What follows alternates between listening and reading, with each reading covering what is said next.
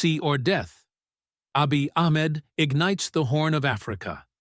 Egypt takes center stage. Abiy Ahmed is playing with fire and putting his country in danger after the Grand Ethiopian Renaissance Dam crisis. Ethiopia provokes the region with the port of Assab. Egypt decides to protect Eritrea, as it did before with Somalia. And Sisi takes the matter upon himself and extends Egyptian influence over the Horn of Africa.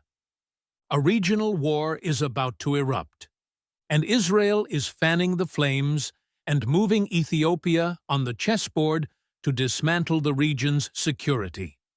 So, what is happening between Ethiopia and Eritrea? What is Egypt's connection to this? And where are things headed? We will answer these questions and more in this video, so watch to the end. For 30 years, Ethiopia has been confined within a geographical cage. After the secession of Eritrea, and today, Abiy Ahmed decides to break the cage by force and declares the port of Assab a historical right, and that the current generation is responsible by regaining it in return. Asmara refuses any concessions and rushes to Egypt, requesting military and political support, just as Egypt supported Somalia in a similar crisis before.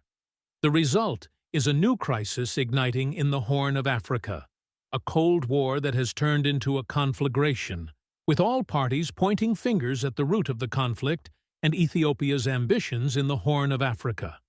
It is no secret that since Eritrea's secession in 1993, Ethiopia has been living with the complex of being a landlocked country, overpopulated, economically besieged, and dependent on the ports of others to survive.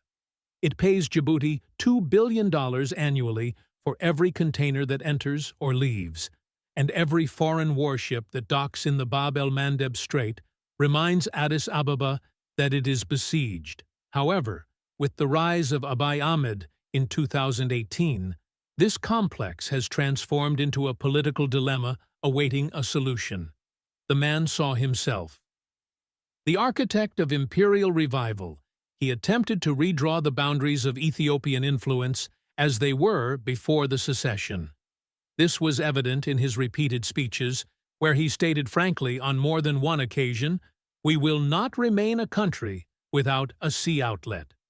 With the outbreak of the Tigray War, it appeared that the Ethiopian state was seeking an external victory to restore its cohesion. Here, the discussion intensified regarding the port of Assab, the Eritrean port near the Bab el-Mandeb Strait, which represents Ethiopia's only gateway to regaining naval power and liberating itself from the dominance of Djibouti and Sudan over its export routes. Beyond Ethiopia's ambitions in geography and economics, Abiy Ahmed, at this juncture, is striving to mobilize the Ethiopian public and create an external enemy to rally the people around him. What makes the situation more dangerous is that Addis Ababa's rhetoric has shifted from "we want cooperation" to "we will take what is rightfully ours by force." It was only then that the flames began to ignite. Last year, Abiy Ahmed attempted to purchase 20 meters of Somaliland's coastline for $1 billion and secure diplomatic recognition for the region. Somalia exploded in his face, and President Hassan Sheikh Mohamud rushed to Cairo seeking its support against Ethiopia. Today, Abiy Ahmed is provoking Eritrea, and Egypt is intervening once again. The latest developments between Ethiopia and Eritrea, and the undeclared objectives in this dangerous escalation, saw Abiy Ahmed declare verbatim before Parliament, "The port of Assab is within our historical borders, and we have sufficient power to reclaim it."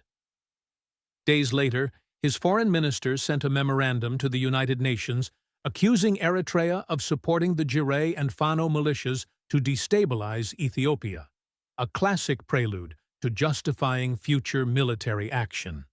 In response, Eritrean President Isaias Afwerki delivered a rare address stating simply, "We do not want war, but whoever comes to our mountains will remain there forever. According to analysts, through these escalations, Abiy Ahmed is not merely seeking a trade outlet, but rather aims to demonstrate Ethiopia's ability to impose its will by force, especially after its success.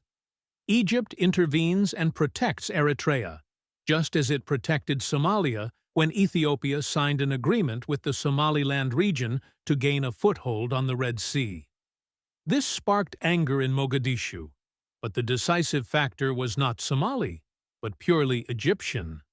About 2 years ago, Sisi received Somali President Hassan Sheikh Mohamud and declared that any attack on Somalia's sovereignty was an attack on Egypt.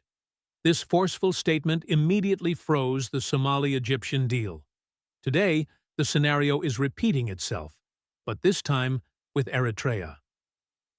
Eritrean President Isaias Afwerki's visit to Cairo was not merely a protocol visit, but a plea for support in confronting the Ethiopian threat. It is clear that Egypt does not